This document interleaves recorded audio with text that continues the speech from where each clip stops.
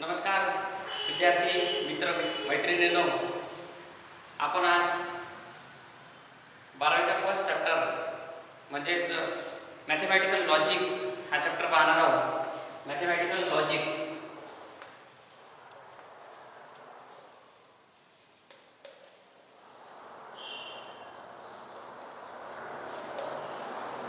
दैनंदिन जीवनामध्ये आपण नेहमी असं म्हणत असतो की काही एखाद्याला प्रश्न विचारला तर त्याला म्हणतो की थोडं लॉजिक लावणं. तर लॉजिक लावणे म्हणजे विचार करण्याचं, लॉजिक लावायचं, रिझनिंग आपल्याला त्यामध्ये आपण यूज करतो की रिझन शोधायचं आणि त्यावर आपल्याला अंदाज बांधायचा असतो. त्याच प्रकारचं लॉजिक यामध्ये आहे. हे मॅथमॅटिकल लॉजिक हा पार्ट आहे. आपण लँग्वेज यूज करतो. Language is the medium of communication of our thoughts. म्हणजेच आपले विचार एकमेकांना जे आपण प्रदान करतो, एकमेकांच्या बद्दल बोलतो, त्यासाठी आपण लँग्वेज यूज करतो. आणि त्या लँग्वेजमध्ये आपण वापर करत असतो सेंटेन्सचा.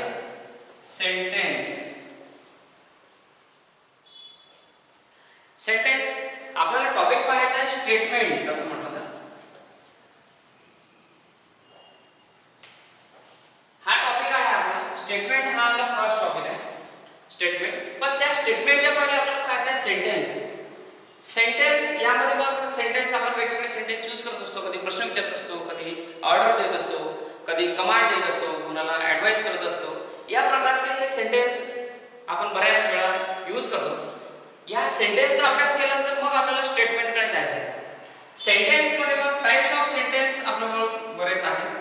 Types of sentence.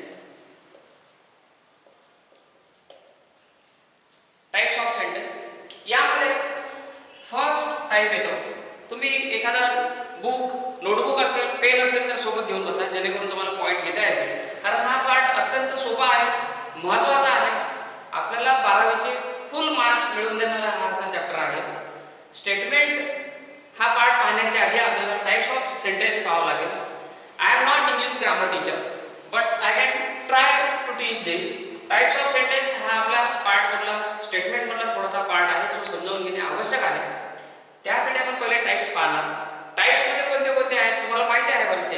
Imperative sentence, interrogative sentence, exclamatory sentence, assertive sentence, आणि यामध्ये नवीन मॅथमॅटिक्स मध्ये आपण यूज करतो की ओपन सेंटेन्स.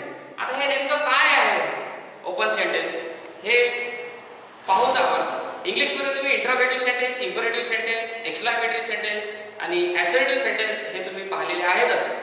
पण आपण मॅथमॅटिक्सच्या दृष्टिकोनातून त्याकडे आता थोडं पाहू. आपल्याला पार्ट परत एकदा रिपीट करतो. आपल्याला पार्ट पाहायचा स्टेटमेंट. स्टेटमेंट हा पार्ट पाहण्या पहिले आपल्याला सेंटेन्स पाहावं लागेल. त्यामध्ये टाइप्स ऑफ सेंटेन्स. यामध्ये फर्स्ट पार्ट घेऊ आपण assertive sentence. assertive sentence or declarative sentence.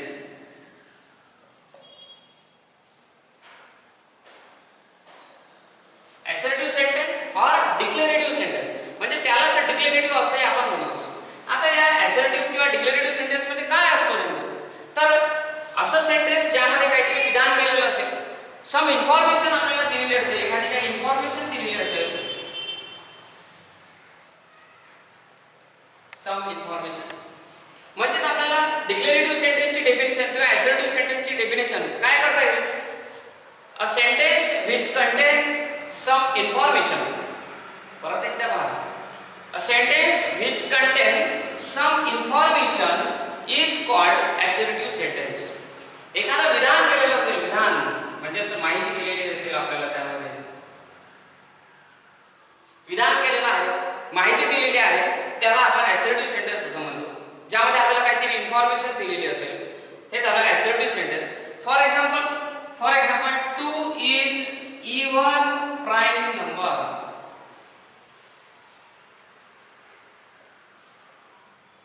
For example 2 is even prime number. 2 हा या सेंटेन्स मधून आपल्याला काय माहिती पडते? तर 2 हा इवन प्राइम नंबर आहे, म्हणजे तो इवनही आहे आणि प्राइमही आहे अशी इन्फॉर्मेशन आपल्याला या वाक्यामधून मिळते. तर हे झाला असर्टिव्ह सेंटेन्स. समजलं? असर्टिव्ह सेंटेन्स हा टाइप तुम्ही फक्त सध्या डोक्यात ठेवा. आपल्याला जायचं आहे स्टेटमेंटकडे. स्टेटमेंट नेमकं काय येईल ते मी तुम्हाला नंतर सांगतो. हा फर्स्ट टाइप झाला असर्टिव्ह सेंटेन्स, ज्यामध्ये आपल्याला काहीतरी माहिती दिलेली असेल, जी आपल्या उपयोगाची असेल,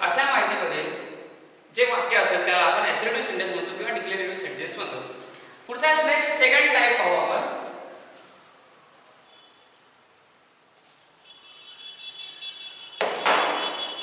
सेकंड टाइप घेऊ imperative sentence.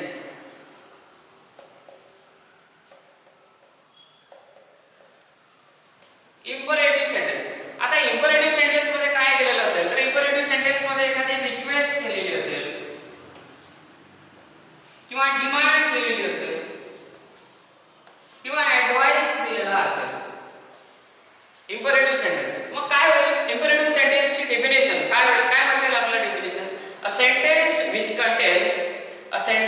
contain request, demand or advice is called imperative sentence. आता यामध्ये for example shut the window,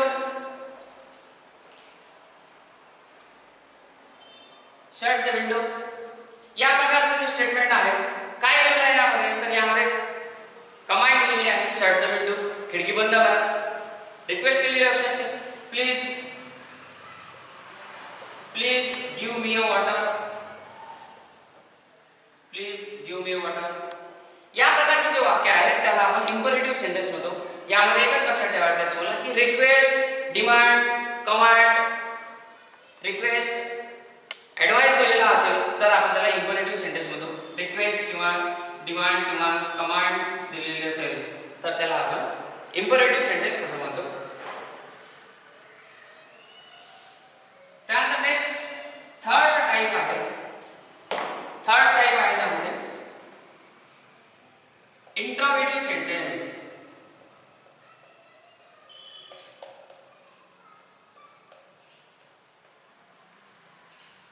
interrogative sentence. आता इंट्रोगेटिव्ह सेंटेन्स मध्ये काय असेल तर इंट्रोगेटिव्ह सेंटेन्स म्हणजे ज्याच्या शेवटी क्वेश्चन मार्क येतो. A sentence with an end question mark is called interrogative sentence. किंवा यामध्ये काय विचारलेला असतो तर क्वेश्चन विचारलेला असतो आपल्याला त्यामध्ये. मग या डेफिनेशन मध्ये काय म्हणता येईल आपल्याला. A sentence which asks some question, a sentence which asks some question is called interrogative sentence. Interrogative sentence म्हणजे काय होईल तर ज्यामध्ये आपल्याला क्वेश्चन विचारलेला असतो. A sentence which asks any question is called interrogative sentence. For example काय म्हणता येईल एक्झाम्पल तर व्हॉट इज युअर नेम. आपला नेहमीचा प्रश्न आहे लहानपणापासून what is your name. What is your name काय क्वेश्चन विचारलेला आहे त्यामुळे इंट्रोगेटिव्ह सेंटेन्स आहे. ठीक आहे. नेक्स्ट फोर्थ टाइप आहे त्यामध्ये exclamatory sentence. Fourth type exclamatory sentence.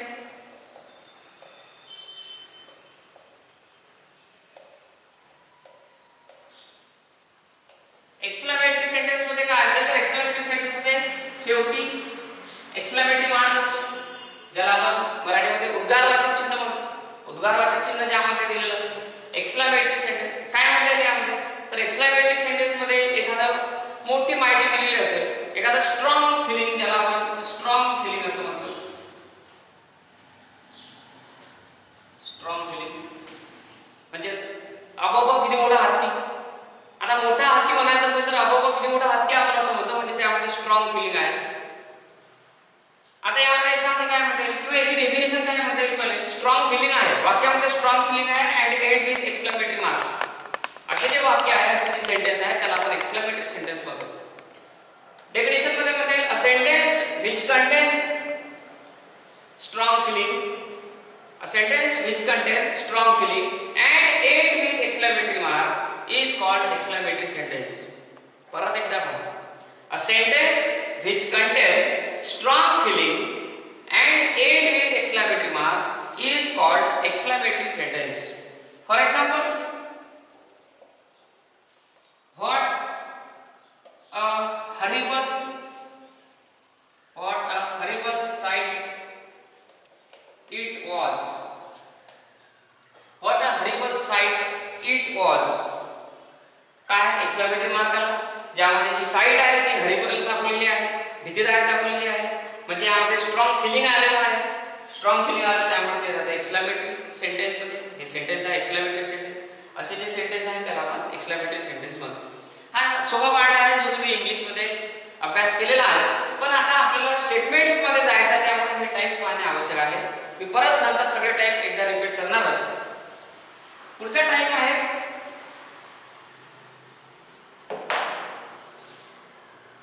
Fourth number open sentence.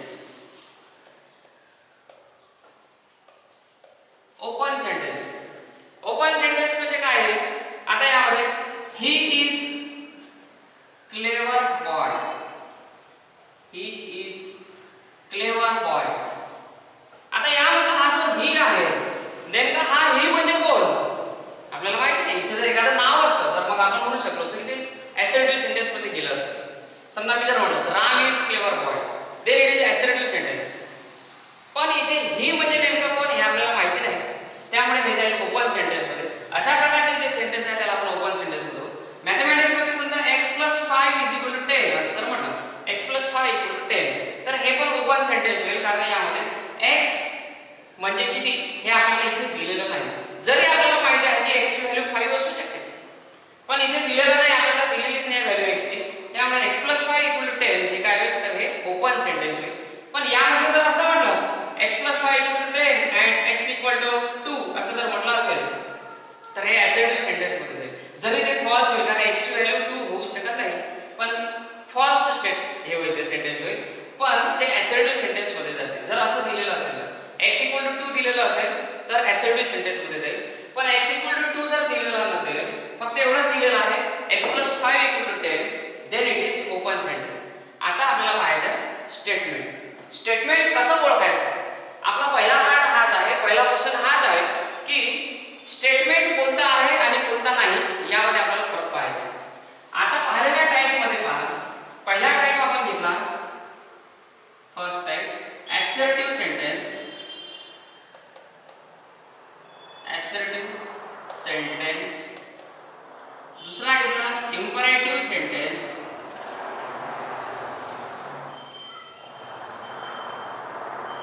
Imperative sentence. तिसरा घेतला इंट्रोगेटिव्ह सेंटेन्स.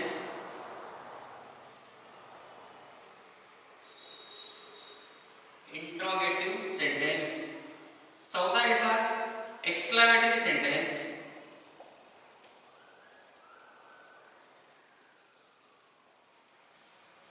Exclamatory sentence. आणि पाचवा टाइप घेतला आहे ओपन सेंटेन्स. हे झाले टाइप्स. स्टेटमेंट साठी आपल्याला हे 5 टाइप लक्षात ठेवणे आवश्यक आहे. काही बेसिक ज्या आहेत मॅथमॅटिक्स मधल्या त्या पण आपल्याला स्टेटमेंट साठी पाहिजे आहे, जसं natural numbers, whole numbers, rational numbers, irrational numbers, हे सुद्धा आपल्याला त्यामध्ये माहिती असले पाहिजे. आपण सध्या सेंटेन्स पाहू.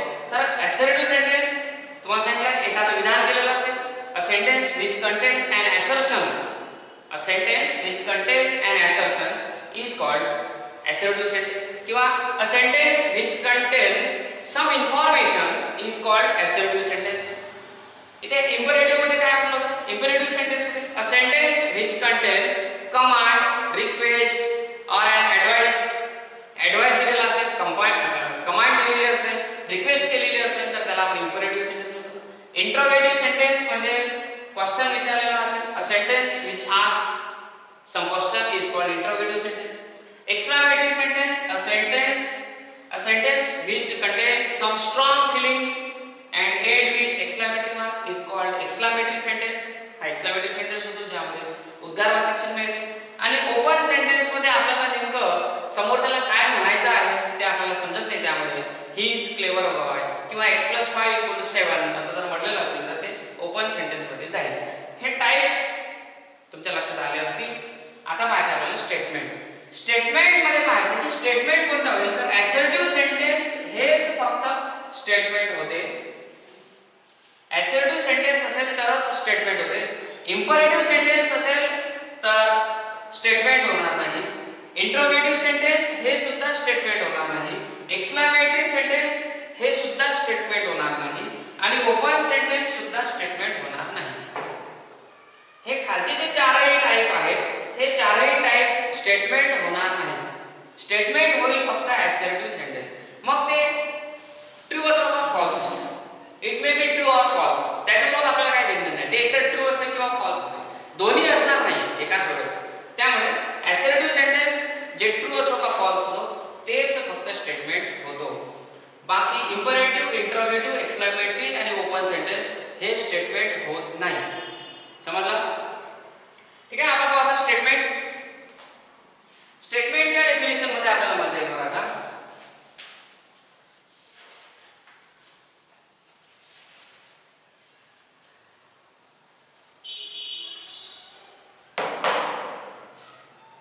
पार्ट पाहणार आपण. फर्स्ट पार्ट स्टेटमेंट या चॅप्टरचा लॉजिक या चॅप्टरचा फर्स्ट पार्ट आहे स्टेटमेंट. अत्यंत सोपा पार्ट आहे.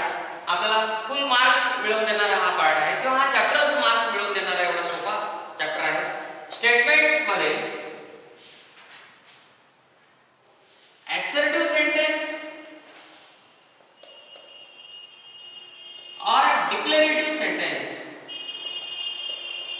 पहा आपण स्टेटमेंटची डेफिनेशन पाहतो. assertive sentence or declarative sentence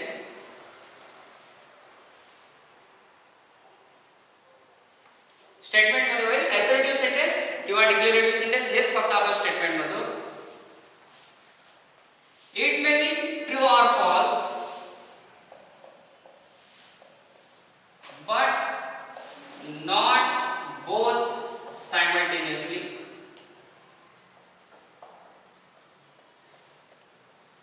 But not both simultaneously is called statement. काय डेफिनेशन काय आहे तर assertive sentence or declarative sentence which is true or false, which is true or false, true or false, but not both simultaneously is called statement. Is called statement. परत पहा स्टेटमेंटची definition काय होईल तर assertive sentence or declarative sentence, assertive sentence or declarative sentence which is true or false, which is true or false but not both simultaneously is called statement. लिहून घ्या, note करून घ्या. नोटबुक घेतला असेल तुम्ही, पेन घेतला असेल तर त्यामध्ये नोट करून घ्या. स्टेटमेंटची definition assertive or declarative sentence which is true or false, which is true or false but not both simultaneously is called statement.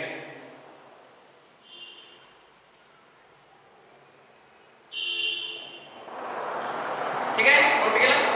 त्यानंतर यामध्ये आपल्याला एक नोट घ्यायची आहे जी मी तुम्हाला आताच सांगितली की यामध्ये imperative sentence,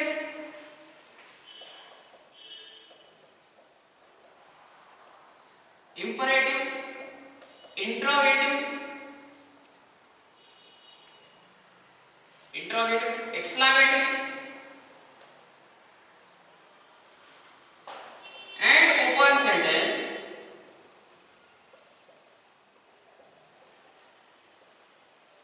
are not statement. ही महत्वाची नोट आहे. ही नोट महत्वाची आहे. imperative, interrogative, exclamatory and open sentence are not statement.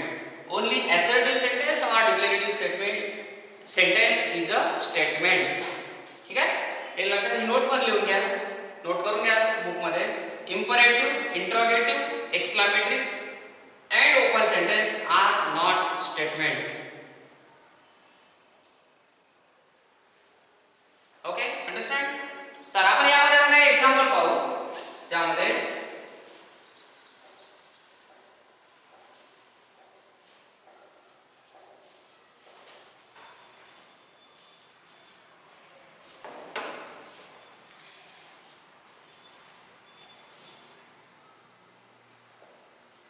Example करो.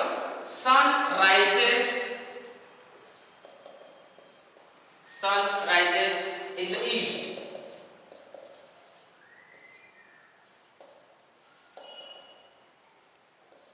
Sun rises in the east.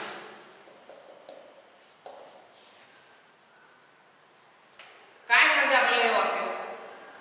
काय सेंटेन्स म्हणून काय माहिती मिळते आपल्याला? सन रायजेस इन द ईस्ट. सूर्य हा पूर्वेकडे उगवतो.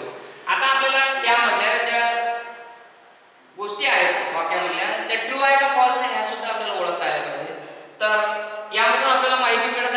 सन rises in the east, some information आहे म्हणजे this is assertive sentence. assertive sentence म्हणजे स्टेटमेंट म्हणजे इट इज स्टेटमेंट म्हणजे याचं जर आपल्याला आन्सर लिहायचं असेल it is statement, it is a statement, it is a statement which is true, which is true, hence its truth value, hence its truth value is T, capital T. truth value जर आपल्याला true द्यायचं असेल वाक्याचं खरं असेल statement true असेल तर T लिहायचं, जर फॉल्स असेल तर कॅपिटल एफ लिहायचं. ट्रू ऑर फॉल्स ही ट्रूथ व्हॅल्यू, याला आपण ट्रूथ व्हॅल्यू म्हणतो. हे जे दोन्ही आहे टी आणि एफ याला आपण ट्रूथ व्हॅल्यू असं म्हणतो. त्या स्टेटमेंटची ट्रूथ व्हॅल्यू काय आहे तर ट्रू असेल तर टी लिहायचं, फॉल्स असेल तर कॅपिटल एफ लिहायचं. तर sun rises in the east answer पहा कसं लिहायचं. It is statement which is true, hence its truth value is T. जर स्टेटमेंट नसेल त्या ठिकाणी आपल्याला रिझन द्यायचं आहे की ते स्टेटमेंट का नाही. पाहू आपण एक्झाम्पल मध्ये येईल असं सर. नेक्स्ट सेकंड एक्झाम्पल घेऊ आपण स्टेटमेंटचं. 5 multiplied by 2, 5 multiplied by 2 is equal to 11.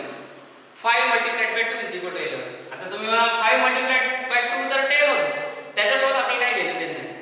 5 multiplied by 2 equal to 11 हा सेंटेन्स आपल्याला दिलेला आहे. आपल्याला पाहायचं आहे फक्त की this is statement or not. Identify this statement or not. मग स्टेटमेंट आहे की नाही तर आपल्याला 5 multiplied by 2 equal to 11 म्हणजे काहीतरी इन्फॉर्मेशन दिलेली आहे, माहिती दिलेली आहे म्हणजे this is statement, this is statement. जर स्टेटमेंट आहे तर मग त्याची ट्रूथ व्हॅल्यू काय आहे. स्टेटमेंट आहे पण कसा आहे फॉल्स आहे आणि फॉल्स आहे म्हणजे त्याची ट्रूथ व्हॅल्यू एफ होईल, कॅपिटल एफ लिहायचं. वाक्य कसं लिहावं लागेल वाक्य आन्सर मध्ये दिस इज स्टेटमेंट, हे मी शॉर्टकट मध्ये लिहिलेलं आहे तुम्ही नोट करा फक्त तिथे. This is statement which is false, hence its truth value is F. आला लक्षात. ट्रू असो का फॉल्स असो आपल्याला काही घेणं नाही, जे असेल ते आपण लिहायचं. पण ते स्टेटमेंट आहे आणि ते फॉल्स आहे त्यामुळे त्याची ट्रूथ व्हॅल्यू एफ आहे.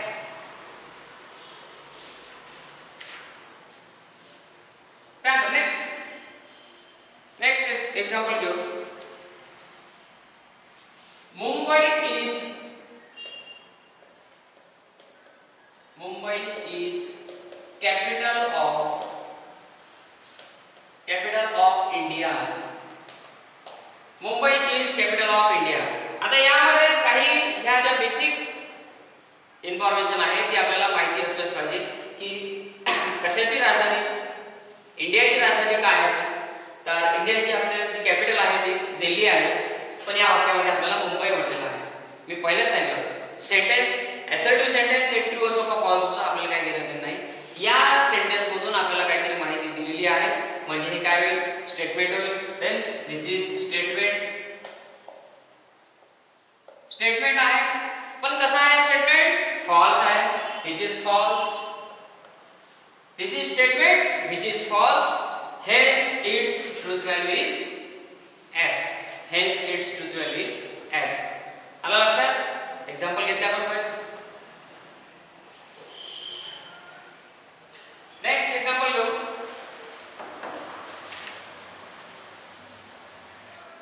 Every equilateral triangle is an equiangular.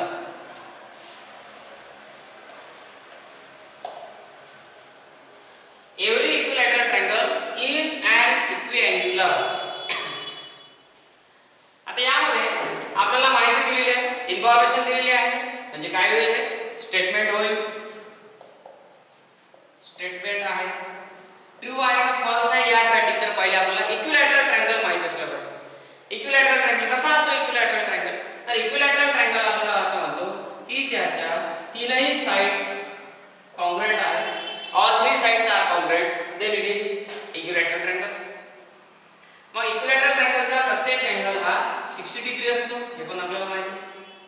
each angle is of measure 60 degree of equilateral triangle. मग इक्विलॅटरल ट्रायंगल हा कसा आहे, इक्विअँग्युलर सुद्धा आहे. इक्विअँग्युलर आहे म्हणजेच हे स्टेटमेंट जे आहे हे कसं आहे, हे ट्रू आहे, विच इज ट्रू. आणि ट्रू आहे म्हणजे त्याची ट्रूथ व्हॅल्यू काय होईल, ट्रूथ व्हॅल्यू इज टी. मग आन्सर कसं लिहा, एव्हरी इक्विलॅटरल ट्रायंगल इज इक्विअँग्युलर.